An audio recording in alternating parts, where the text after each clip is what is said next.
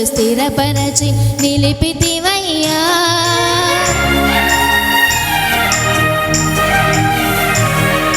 జిగటగల ఊబిలో పడి ఉండగా నా అడుగులు స్థిరపరచి నిలిపితివయ్యా. హిస్సోపుతో నన్ను కడుగుము యేసయ్యా, హిమము